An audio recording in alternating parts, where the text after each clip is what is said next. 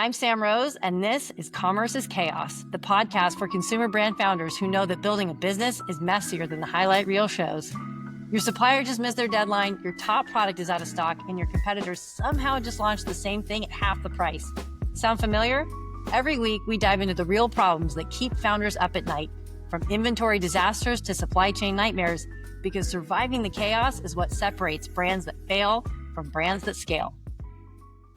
It's so official. It's such a pleasure to have you both here. I feel like we started with the silly squad, so we're just going to keep going.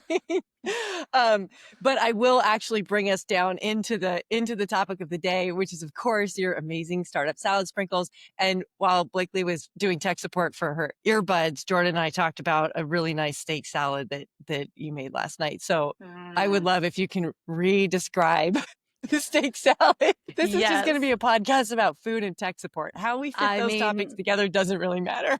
That's my daily life. That's where I sit most comfortable. So no, last night I made a steak salad. The base was arugula.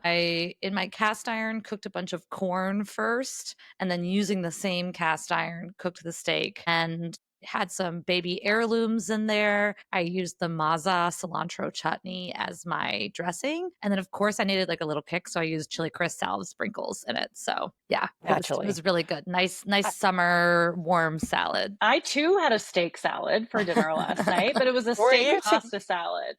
You weren't together. No. This was a separate, okay. Connected through food always. Yes. Yeah. Did you get a picture for the gram? I'm sure I've got one around. Yeah. Okay. All right. We'll review that later. Yes. It's up on my stories. Okay, but seriously, let's talk about Saladsprinkles because I'm like really enthusiastically a customer, and I sadly did not have a salad last night, which I probably should have just as prep. But here we are. So Saladsprinkles, sprinkle size puffs that are like replacing croutons in a much smaller and cuter form factor, which I'm really stoked on. You have 3 SKUs right now. Mm-hmm. And you've got customer loyalty. You're kind of starting the flywheel. You've been at major trade shows. This is all like within 1 year of starting. So you're crushing it. You're in the mode. Yep. And this pod is mostly about like these stories of like how you get it started and the nitty gritty of making it all happen. Mm-hmm. So you've accomplished like an enormous amount in 1 year. How? We ask ourselves that every day. Yes. How have we done this? Mm-hmm. Lots of Diet Coke and fair. That's a different. Yeah. That's a different promo. But seriously, like you're inventing a category, which is a really, really hard thing to do. But also, I think if you look at sort of what the Illuminati of product development and founding and launching, it's always like, hey, if you can invent a category, like go do that. So what was your process of coming up with this idea? And then also just saying like, yes, it's not too crazy. We are going to invent this category. And 1 year later, here you are. I think the white space and the category invention of it all is exactly why we decided to build it. So yeah, it all started with Jordan and I, like we're best friends. We met in art school and, we're besties. So we're sharing everything that we're eating and everything that we're buying. And, we're like texting 14 hours a day. And we always connected over food. And like we would go out to eat at restaurants. We would eat salads. And we noticed that like a crunchy topping that was all over the salad and like was like sticking to the lettuce and putting crunch in every bite, which is our tagline, was very popular. And I was like, oh, no problem. I'm just going to make this at home. I don't live in New York City anymore. Now I'm down in Maryland. And, I was toasting up the breadcrumbs on the stove and whatever other crunchy toppings. And I would burn them often because I'm a mom. I've got 2 kids and I'd forget about them on the stove. And I'm like, well, crap, like, what am I doing? I said, no problem. I'll go to the store and buy something. And when I realized that there was nothing ready-made, ready to eat on the shelf at the store, and again was like burning them, but still putting them on my salad out of desperation, the name Saladsprinkles just like slapped me in the face. And I called Jordan and was like, buckle up, we're starting a food brand. Like, this is not available in stores. This is delicious. Everybody likes this. These little crunchy toppings are all over social. They're in the zeitgeist. Like, let's bring this into the world. Let's go. Well, and what I love is that you made the choice with 2 small kids and not enough time not to burn croutons at dinner to start a company. Yeah. Yes. Not for the faint of heart. And okay, so Jordan, you get this phone call from Blakely, and then what? Are you like, hell girl, yes, like, let's go? Or you're like, wait a second, let's validate something? Yeah, Where do you no. stand in? I mean, at first I was like, I jumped way ahead. I was like, okay, so we're going to sell it and buy lake houses. And like, I went like straight to the other side of it. But You're the no, enabler. yeah, I am. I am. She's the dreamer between the two of us. And that's what like is such a great balance. Yes. I'm the friend. Yes, I am an enabler in all things. Like if you're at the mall shopping and you want someone to tell you to buy it, I'm the person who will tell you you deserve it. We're going. But I had actually already had a business. I've had a graphic design business for 8 years, and I've always been like entrepreneurial and love making things from scratch and sort of building things on my own, and felt really frustrated by working full-time jobs, and sort of having like the 9 to 5 felt restrictive to me. So I've always, ever since I started my design business, I've always been like, I could do this. I could do this. I could, I have like 12 domain names for businesses I didn't start. Like I have all of these, I've always just sort of like wanted to build something. And it was also sort of like both of us were at a point in our career where we wanted to change. Like we met in art school. We both worked in creative fields for the last 13 years. And it had just felt like we were kind of like running into walls on like what kind of growth we wanted to have, what we wanted to do. And we both knew that leaving the jobs that we had and starting in a different industry or something else would be a lot of work. So we were like, you know what, if we're going to put this much work into something, let it be for us. Like it's ours, not let me, go work for some tech company and go through all of that work to start a new thing and it be for somebody else. Like let's invest in ourselves. So it was like both a fun entrepreneurial idea of like, this will be fun to do together. And the early days of the business really did feel like when we were in art school together, like just, sharing mood boards and going back and forth on colors and branding and stuff like that. But then once we like got down to like our why of it, it was really like, let's build, let's create something, let's, have something, a business for ourselves. Yeah. Well, and I think choosing to work together with your best friend, which I have done, with my best friend is my business partner and my husband is my other business partner. And, so there's nowhere to hide for us. But it's so joyful. And I think one of the things that you're tapping into that is just a theme that comes up for me a lot in life is like, am I having fun here? Like, am I partying with the people that I'm working with? Yeah. And to the extent that not, in a single business, not everybody can be the co-founder. So when I think about the folks that I'm recruiting in to kind of like come grind with me and come work, I'm like, am I making their life fun? Do they have enough ownership here that they feel like they do have the opportunity to really like influence and that they are building something for themselves, even if it's not the business and the equity itself? They've got an equity stake and they've got like the ability to build a thing within their vision. You kind of, as co-founders, you start with that. And then are you to the team now, or are you starting to hire other people? We are the team. I mean, we are very much doing all of it and wearing all the hats and learning new things every single day. Sometimes I say I feel like an intern.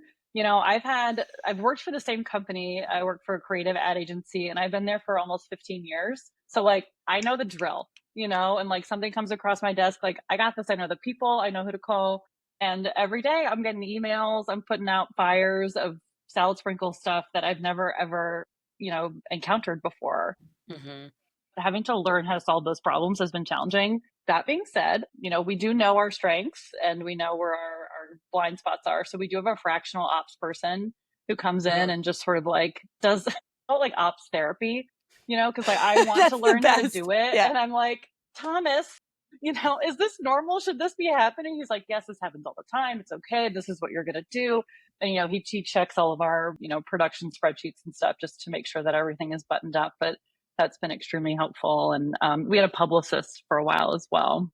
Yeah. And it's like, I think it's fair to also mention like it is just us, but there are so many people that help with the business. Like our content creators, most of them are people who are, friends I knew from working in publishing, like, cookbook authors and people who see us on Instagram and are like, hey, I love your product. Like, I'd love to make content for you.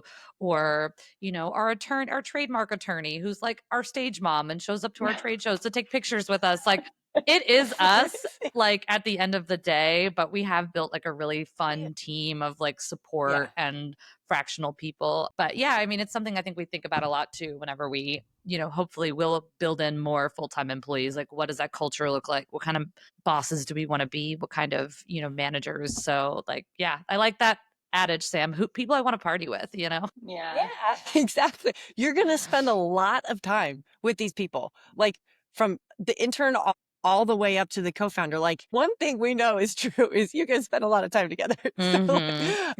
So yeah, like people that you would want to party with. And like, I think you guys have built, it's clear, like such a delightful culture between the two of you, and just like letting that ripple out is like, I would come work for you. You seem really, really fun. We're fun. Our booth at the fancy food show was fun. We were bringing the vibes, and I think that is infectious. People, they want to come over, and we had people saying like, you two know how to hustle and you know how to have a good time and bring the good energy. And I think that we try and like give that to each other too, because as you know, it's very difficult to start your own business, and starting it with a friend that you trust, you can like lift each other up. And, if that person's maybe not having the best day, you can be there to support them. And also our meetings, we schedule them for an hour, and it ends up being 2 hours because it's peppered with, what did you eat yesterday? And look at the moisturizer I bought. Yes. I think the other thing that just came up for me as you were talking is, okay, so I took down a couple of notes. Openness to learn. You're going to be in learning mode. Not you specifically, but like one will be in learning mode at the beginning, middle, and end of it all. Because at the end, if you do get your lake house, there's going to be like this experience of what's it like to go through an exit and all of that. So like, there's no point at which it's sort of like it gets old. There's always something new, and being open and willing to learn, I think, is something that I come back to a lot. Is like, okay, if this is a hard day, it's because I'm learning something. And that kind of helps me reconcile with the hardest days of all, which, don't end in steak salads. Yeah. And then the other thing I took down is just like knowing your strengths and connecting the dots to other folks who can kind of reinforce. And that brings me to, we started to talk about like the size of the team, and I felt sensitive for a second because I've like maybe made you self-conscious about being a team of two, which was not my intent. I think that incredible teams are going to be able to be built, teams with like a couple of full-time people, a network of like total specialists, like surgical specialists, and AI. And I'm really excited to be in an era where being big in terms of headcount is not the singular objective. And I think as I was coming up in business, I feel like I'm getting old now, but like being big and having a big headcount felt like a thing that, the grownups were talking about as a really good thing. Like, how many people do you have? And it's like, oh, okay, you're 12 people. It's like, oh, well, you'll be bigger soon. And then it's 20. It's like, oh, well, you'll be bigger soon. And then it's 15. I was like, oh, you're kind of big. And then it's 100. And it's like, oh, that's pretty big. And I feel like now that rule set that at least I grew up with, and maybe you in whole or in part grew up with, is starting to be undercut, and I'm stoked about it.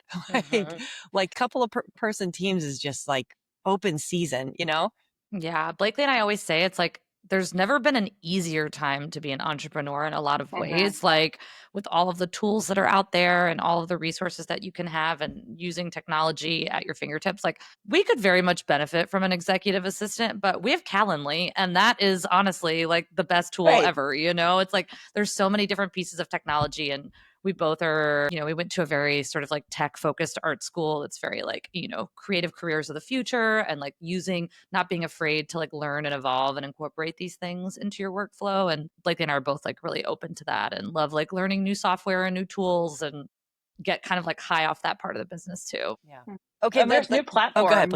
There's new platforms to hire that fractional talent or like work with those, subject matter experts, right? So like it can just be your core team, that people who like really believe in the vision. And then when you need that extra support, it's easier than ever to bring those people in as well. Because not only is it more socially acceptable, but now that everybody is remote, it's very easy to like manage, that kind of workflow. And like I said, the platforms are there to find anybody you need at any hour, honestly.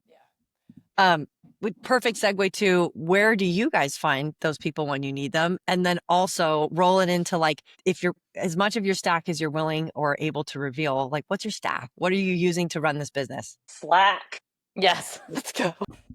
This whole business runs on Slack, baby, all hours of the night. Yeah. That's amazing. Yes.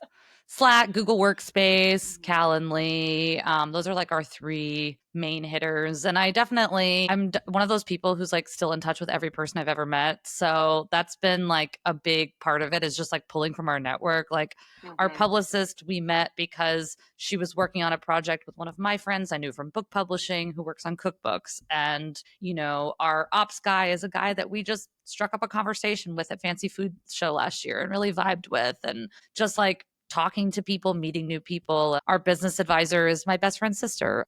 Just like pulling from your network, finding out like who in your world can help. And it was kind of like an amazing thing when we did open up the business and start saying like, hey, we're thinking about doing this. We're starting this business. Who has any resources? Like one of our earliest people is a guy who was helping advise us, who's a buyer at Molly Stone's, who's best friends with my friends from college. Like, it's just the people that kind of came out of the woodwork. And, I always say like, your network is your net worth. And it's true, because that's been like a big part of it, is finding those people. I'm going to quote you on that. Yeah. I don't actually know if I came up with that or if I heard that somewhere, Who cares? but I'll take credit. You get, what attribution is. Yeah. So what I love about this is word of mouth and referrals are like the tail is all the time as time. If you pick up a marketing and sales book from like the 60s, which is I think really when the first type of that content started to, I read like a lot of really old sales and marketing books. And I feel like the first, yes. Yeah. And like word of mouth and referrals are like, they're in there. It's never going to die. And so what I love about it is that like, despite technology is enabling you to find some more people and of course, like expand your reach in the world. But ultimately it comes down to people supporting people. And like that rule feels like it's one of the few reliable things. Every other rule has changed. Every other tool has changed. Word of mouth and referrals got you back. You know what I mean? Yeah. That's my favorite way to get, referrals for people who to work with. But also like, if I just have a small problem to solve, honestly, instead of Googling it, I'm asking people I know first, because I like to hear from people. You build relationships with people that way. You learn things you maybe you figure out that's not the question you need to be asking. I actually need to be asking this. So even though sometimes I feel silly asking somebody anything, honestly, like I could have just Googled this, I find reaching out to people is much more interesting and valuable. And not being afraid to ask the question, which I think is the point that you're making. It is so easy to be self-conscious about the validity of a question that you need to ask. And I feel like if we can kind of like overcome that little fear factor, that discomfort of like, should I already know this? I'm like, no, you shouldn't. You don't have to know anything. You just have to love what you're doing and then be willing to learn and ask. Exactly. Yeah. Rest of the tech stack. Okay. So we've got Slack, we've got Workspace, we've got Calendly. Those are kind of managing sort of like maybe information management and communications. Are you managing inventory anywhere? Asking for a friend. They're like mildly obsessed with inventory management. And then, God bless you. It's probably one of my least favorite things that we have to do.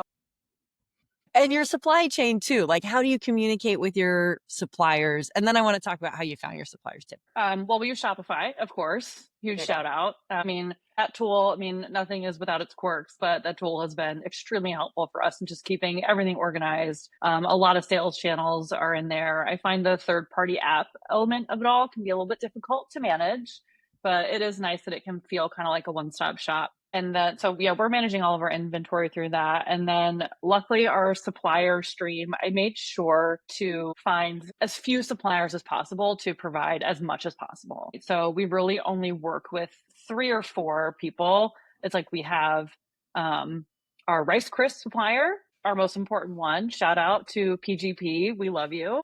And then all of our other individual ingredients come from one supplier. All of our plastics come from another, and then we have our labels, and that's it. I was going to make a joke about Keebler elves, but feel free, you can. That was it. That's the tweet. But PGP sounds rad. Okay, so let's go back to the grassy knoll. Jordan gets a call from Blakely. Salads need to be made. Breadcrumbs need to be toasted. And you're like, okay, how are we going to start this business? Did you start with a brand? Did you start with the supply chain?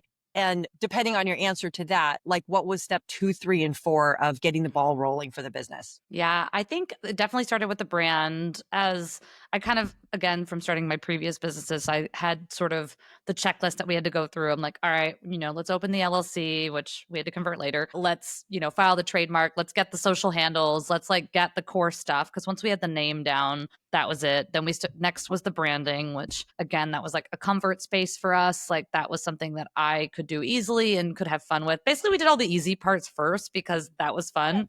So, we worked on the branding. Blakely had like a very specific UX vision for the packaging, like the kind of lid she wanted, how she wanted the shaker to feel. I had a very specific vision for what I wanted the label to be and what I wanted the branding to be and how that would play out and how that would translate. So we kind of came up with those elements and then started doing some recipe development. The original product was actually a toasted breadcrumb product, and that was what we were trying to make at first. But knowing nothing about food manufacturing or any of that, we were just like, yeah, this will be easy. We can just like do this in a factory. And then the more we started to uncover and untangle that string, we realized that the way we were making it was extremely expensive, extremely inefficient, created a ton of food waste. And interestingly enough, when we were testing our first batches of salad sprinkles, if you will, we were giving away for free. We just like had a form on our website. You could fill it out. You could get free samples and get feedback from people. And a lot of people were picking our old SKU cornbread because it was the only gluten-free option. And so then we started to think like, wait a minute, do they really like cornbread? I mean, I do, but like, I think a lot of people just liked there was a gluten-free option. So when we were kind of pulling under the hood and figuring out what to do to change the manufacturing process, we came across these Rice Crisps and started doing some R&D with those and realized, okay, this is actually a better product. It looks like a nonpareil. It has an actual sprinkle. We really wanted a consistent crumb size, and that was also really hard to do with the old process. And so we spent about a year getting from branding to true prototype and trying to figure that out. And it actually ended up working out so much better because we love having a fully gluten-free product. And the Rice Crisps are actually crispier and crunchier than the breadcrumbs were, because the breadcrumbs you'd have to like put on right before you're about to eat, or they would kind of get like mealy and soggy in the bottom of the thing. Yeah. But the Rice Crisps, like it will take me like sometimes an hour to finish my lunch at my desk. And by the time I get to the bottom of the bowl, they're still crunchy. And so it became not just like a feature, but like a function at the same time. That's amazing. I what you were saying earlier about getting some easy stuff done, like building a business is so full of like infinite lists of tasks, right? It's an infinite game. Like you're never going to be done. And you're probably never going to be satisfied because that's why you're here.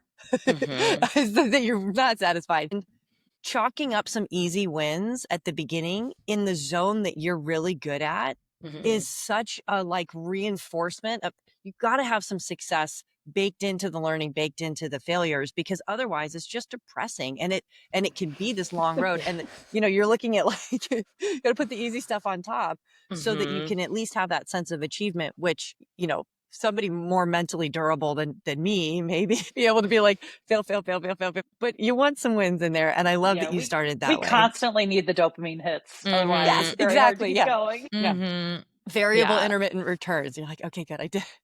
I did that. And then the other thing that I love that you said is just getting feedback from your customers. And sometimes I characterize this inside our businesses as like colliding with the customer, because you could make all the best laid plans, right? You've got like the breadcrumb supply chain stood up, which is really hard to do. And you're in the world with a physical good, and customers behave the way they behave. And you're like, bounce, new plan. And I think that not enough founders give themselves the opportunity to learn at as early a stage as you did. I'm glad that you're sharing that lesson with the world, because I think that so many people, if they were grabbing some easy wins, but then also listening to customers like really, really early on, and you improved your product out of it, which is amazing. So like, that's another thing in the win column. Yeah, absolutely. When we did that new testing, I mean, we both knew right away when we had the one, and it felt so good and we were so excited about it.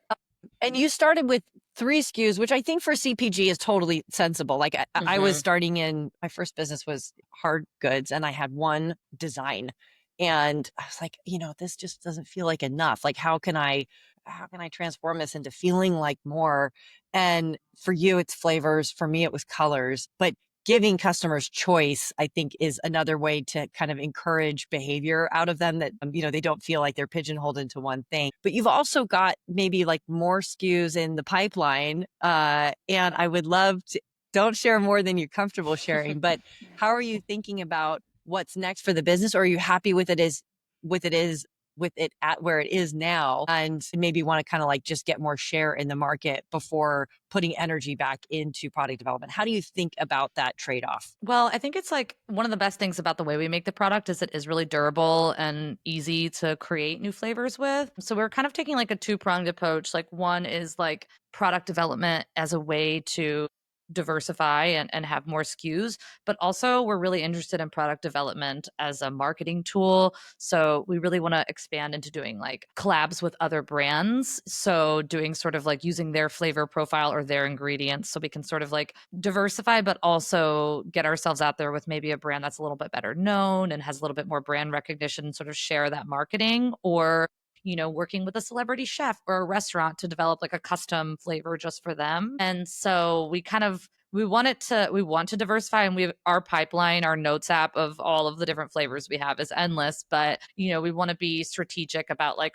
yes, this is a new flavor, this is something new, but what else does this add? Is this like opening up a new market? Is this getting a new customer? Is this, helping for me, like the flavor I really want is a plain salt, because I make a lot of really flavorful food. And so sometimes I'm like, I don't actually want extra flavor in this. I just want extra crunch. So sort of thinking about like, also just like, what would I want? Because at the end of the day, we made this product for ourselves, and it is a product that we made because we wanted it. So it's kind of like, trying to triangulate what makes the most sense and meeting co-packer minimums at the same time.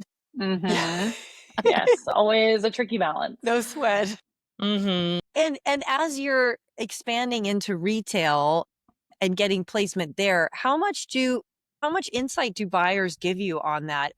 And I think the other thing I'm curious about, just as we shift the conversation toward retail, is you're probably educating that buyer too, because you're in this category creation space. So do you have an approach to those conversations where you're sort of like, this isn't my crouton versus your crouton, this is croutons and this brand new thing that like deserves placement on the shelf? Yes, exactly. So there is education that has to go into it every time we talk to a buyer or bring on a new retailer. We talk a lot about merchandising and how it could be in a couple different places. What we really like right now is, so we of course launched direct to consumer, and we did TikTok Shop, Meta Shop, and then we put the product up on Faire, which has been great because we have a direct line of communication with these retailers, right? So they're smaller, we can see their reorders. Like, we are sort of the distributor where we know exactly how much they're ordering, and it's easy to hear from them. Where are you merchandising it? We see that this store is doing really well. Let's find out why. The store's maybe not doing so well. Let's find out why. So getting creative with the merchandising has been huge. We find that we sell really well when actually placed in produce. So somebody who's going in, and this is like part of our pitch now, is like, now that we have this data, so we have a store in Chicago that merchandises us right next to the lettuce in the produce section. Someone who's coming in to just buy, their fresh produce, shopping the aisles, is seeing our product merchandised right next to it, and they're buying, a $3 or $4 head of lettuce, but now they're buying our $10 bottle of Saladsprinkles. So that becomes part of our pitch. Like, hey, increase your cart value for your customer who's shopping the aisles, but now they're getting this other like premium product. And we also merchandise well, like next to the premium dressings or with the premium olive oils. We say that we also could do well in specialty. So, maybe we're with the gourmet cheeses and like the curated charcuterie seasonal display. It's also very giftable. So there are like a couple different places where a store could put it, depending on what kind of store it is, if their customer is seasonal.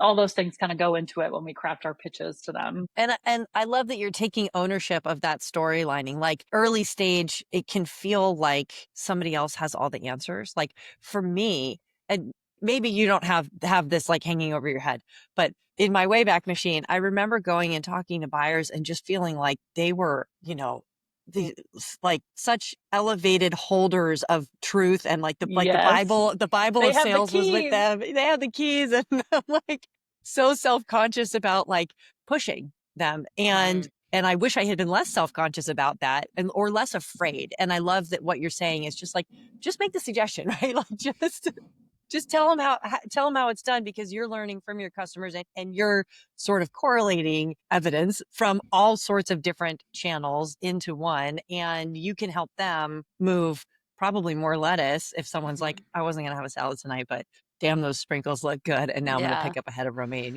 Yeah, I think that's a really good point. My parents always say the most annoying thing about me as a kid was my favorite word was why. Like I always want to be like, well, why? Why not? Why? Well, why does it have to be that way? And I think that's like one of the fun things about coming at it from an outside perspective is that, we felt sort of insecure at first. Like neither of us have backgrounds in finance. We don't have backgrounds in CPG or manufacturing, but it's like we kind of come at it with this out of the box thinking that it's like, okay, yeah, sure, this has always been this way, but we have a new thing. Why don't we put it here? And like, I think that sort of innovation has been both a pro and a con, right? Because it is hard to get people out of, they're like, well, you should just be with the croutons on the floor, And it's like, well, no, that's not exactly what that is. But at the same time, like people do like innovation. People do like something new. And, there's so many soda brands now and so many, everything. So whenever you're creating a category, it is like sort of a unique opportunity to be the person who's like, the lady who invented the Swiffer, who was like, why don't we just, put this on the bottom of our mop and do it this way? Like it's been like really fun to do that, but it definitely is kind of like a big push and pull sometimes because a lot of people like to do things the way they've always been done. But, we're not scared of that. Well, and I think that's the beauty of being a founder is that you can kind of take this really, it's like not knowing anything at the beginning is a superpower because you're like, well, no fucks. Like I don't do anything because no one told me how hard it would be. And I love this idea and I'm building with my friends. And like, we're just going to go find out. And I think that's one of the reasons that like smaller businesses start up and have the capacity to start up and innovate. If you're big, you know too much. And that was true for me. Like, oh my gosh, would I ever build a commodity business again? Like, maybe not. Like I wasn't inventing a category, which I really respect with you guys. I was just making like a kind of better version of something that was art, that literally already was owned by every household in America. And I just didn't know enough not to do it. And I was having fun. like and you learned a lot, and that led you to where you are now, right? Like so stay up all night for this, like nobody told me the rules. So I love that about you guys, that there's this moment where like, and you're in it where you know enough now, you're so dangerous, right? But you don't know so much that you're not willing to just innovate, even if it's not the most, in air quotes, efficient thing ever. Innovation's not efficient. It doesn't have to be, right? Like big businesses are efficient. Let them be efficient. Let innovation be a little inefficient because that's where it comes from. Like that's the wellspring of it. And, I'm curious to hear whether or not you don't have to say yes or no, or we can edit it out if you want. Do you have competition yet? That's not a crouton or like a bacon bit, but like, is there anyone counter positioning to you in the way that say like, prebiotic or probiotic sodas got counter positioned to what feels like overnight, but actually was like a 7-year cycle? Yeah. We did have a brand come out with a product that has packaging remarkably similar to ours. And yeah, it's they're positioning it in the exact same way. And that was definitely, there's sort of similar things. There's other brands doing like crunchy toppings, but a lot of those are sort of positioned more like they have other value props that they're doing. Like there's one I know of that's like strictly for protein. I think they do chickpeas. So it's like, that's not our thing, right? Like we're all about texture. It's not a diet. It's not a lifestyle. It's just, crunch. But and taking down big crouton, really, that's like our main thing. But but somebody is positioning themselves in the exact same way and did that. And, I was like super angry about it for about 48 hours. And then the more we thought about it, it was like, you know what? This means we're doing something right. This means this is something that people like and something that people want. We are still the only person doing a fully gluten-free version, and it's very allergen friendly. Only Chili Crisp has sesame and soy as allergens in it. Everything else is pretty, nut-free, gluten-free, dairy-free. So that is something that we've maintained as unique. But yeah, I mean, I think more competition, and also for the brand that is copying us, they're a bigger brand. And so part of our thinking was good. You put in the work of educating people on what this is, because that's been our biggest thing is like how expensive the education is. Like we are like sort of half bootstrapped at this point. We've done a small friends and family round, but are like super tight on capital and have not had the marketing dollars that we want to like be able to really get it out there and demo it in the way that we want, and explaining how the ways that you can use this product to get people to not only buy it, but continue to buy it and go through it faster. So if there's more in there, you know, it's like, I feel so bad for the first kombucha company, like how you had to explain what this weird word is, you know what I mean? But like now we all know what kombucha is. We know what it does. We know what its benefits are. And like, I still have a favorite, and that's the one I always buy because their branding is good, their product is good. It, you know, it fits into my life in like all of the ways that I need. And so we're like, all right, if we just like focus on still making a good product, still having good branding, then, you know, and that's kind of the other thing too, is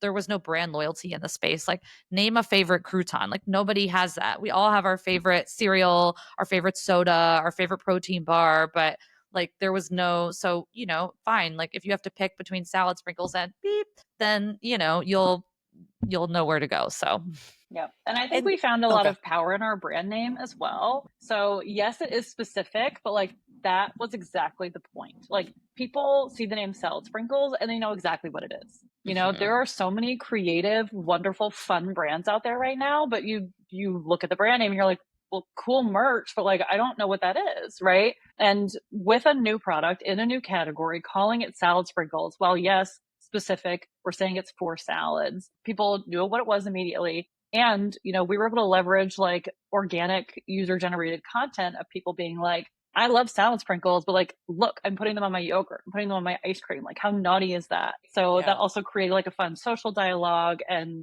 led to more awareness and all the good stuff that comes with it. And I think as you are building this category, and you're right, like the competition has validated you and it's a rising tide of customer education, but you own the name that's defining the whole category.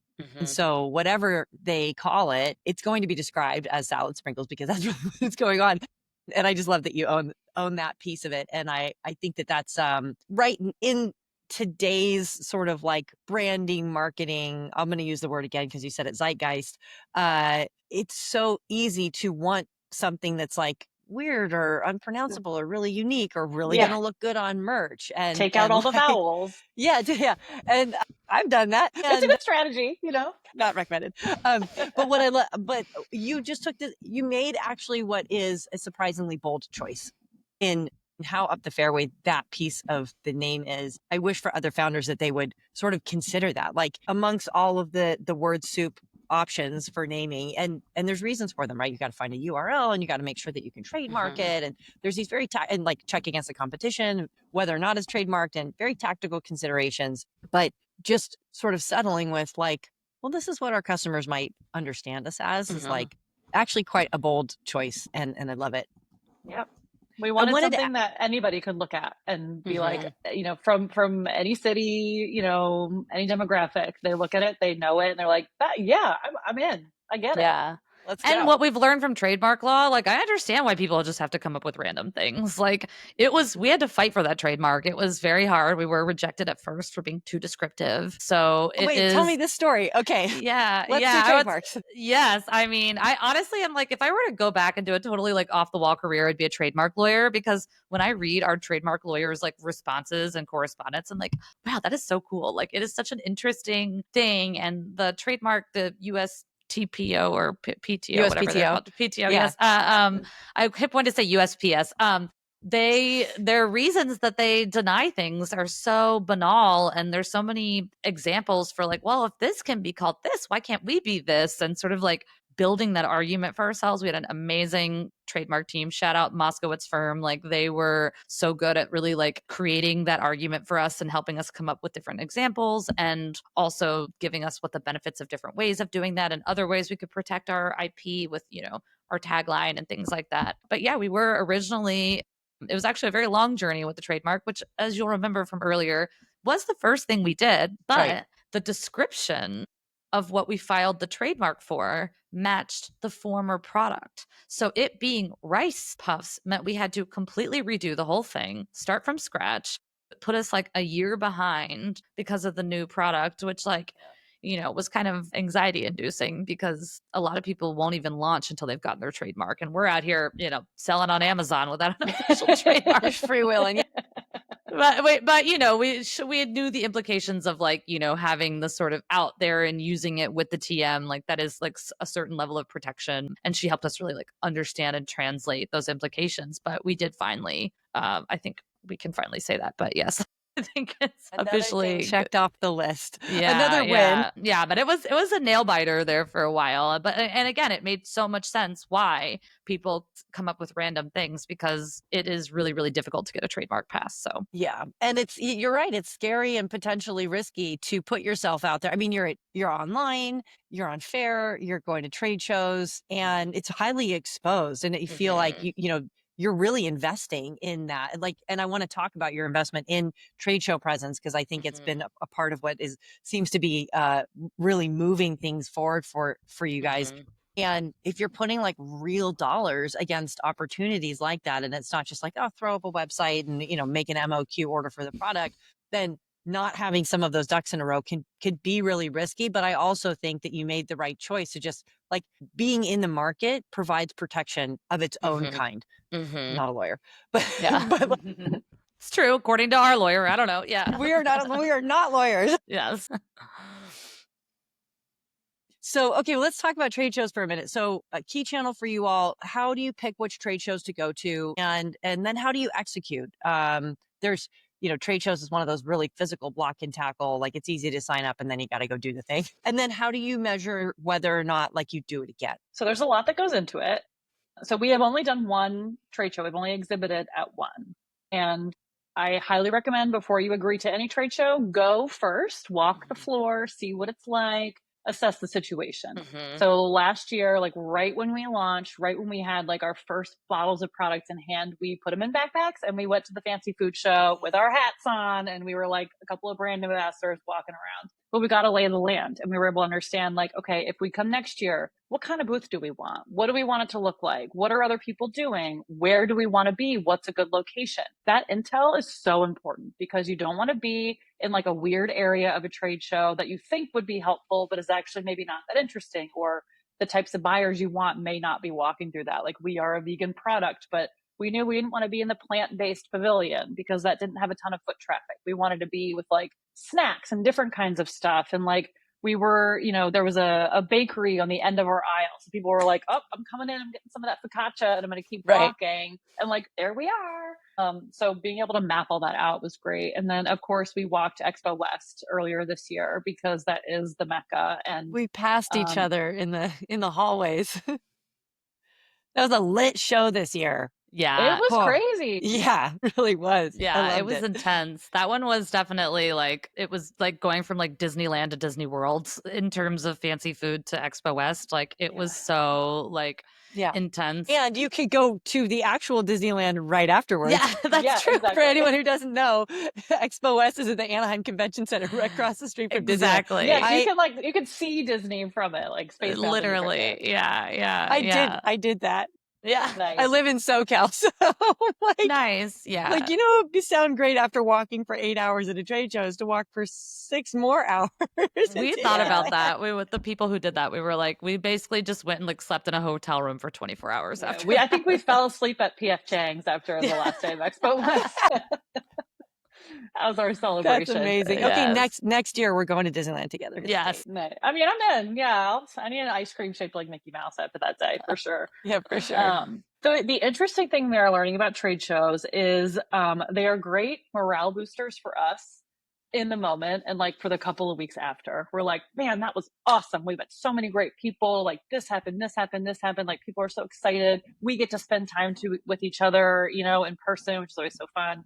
But then we find that like the things that come out of it are maybe not what you were expecting, right? So like it can take a long time for some of those like relationships with buyers or investors to actually form. So you're kind of playing a waiting game. But what was fun is like there were conversations that we had with people who like we maybe didn't even realize who they were, or they were going incognito with their badge. And then these fun, unexpected things happened, right? So like you kind of need to go into it with a certain set of expectations. Like the people you meet may not be who you end up working with, but like all these other things could come out of it. But it can be a waiting game as well for like those relationships to form. Yeah. I think having the patience for that, and not not letting the lag get you down is so critical. Because you're right, you come out of it with so much energy and so many ideas and like this list of people to follow up with, and then maybe like 20% of those people get back to you, and then maybe like 1% of those people become a customer right away. And the rest, you're just sort of like, how can I talk to you without bothering you? I know. Yeah. What can I tell you that would be?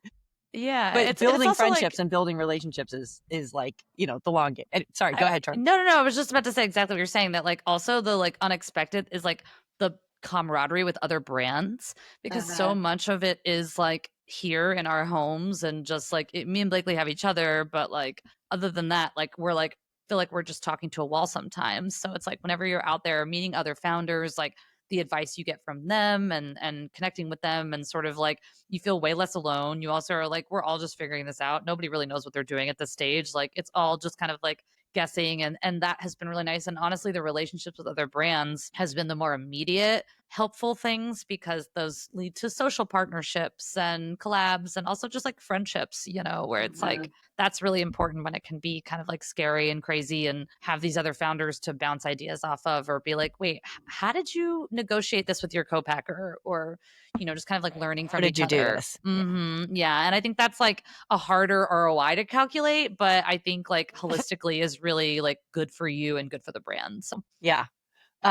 Yeah. And I think, it's so easy to view other brands as just competition. And if you're just looking at their website, or you're looking at their social media feeds, and it's sort of like a little bit detached from the human beings that are involved, it's like, oh man, this is intense. There's so much noise out there. Like, how is anyone going to hear my little voice, like shouting into the void, like you said? And then you get to a trade show environment and you're like, oh man, we're just on the grind together. Absolutely. Building friendships at those trade shows. Also, so many trade shows. I mean, you're standing there for like 10 hours a day. Foot traffic, waxes and wanes. Whoever's around you in the aisle, when you're standing there at your booth, like just having a conversation with the folks that are right across from you can turn into like really incredible relationships, like you're talking about. Because where else are you going to find 10 fixated hours for 4 days in a row to like sort of stare at each other? Yep, Yeah, exactly. Okay, so bringing us near to the end here, but building on what we were just talking about, what do you need help with right now? Like if you were across the trade, if you had 10 hours to stare into somebody's eyes and be like, I wish they could help me with XYZ. What operator help do you need from friends who maybe are listening, or maybe that are not listening, but that know you all? Money? Yeah, I'm trying to pick from the long list of things. Yeah, I think that the fundraising has been a really big challenge for us. Yeah. Like, I definitely think, especially coming from non-traditional finance backgrounds, or not coming from finance backgrounds, we don't have like a ton of investment bankers in our network. Like, I've like when we'll talk to people and they're like, well, just reach out to high net worth individuals in your network. And I'm like, I grew up poor in South Carolina and I went to art school. Like, I don't know high worth In my individuals. network. Like, so there's not like, like my dentist, like, I don't know. Like, so just trying to like figure that out and navigate that as like sort of like an underdog in that way without those connections. But we are really realizing, which it feels like a boring answer, but it's true, in that CPG is like a money game, and you really need a ton of capital at the beginning. Our product needs a lot of education, so there's a lot of marketing that we want to do.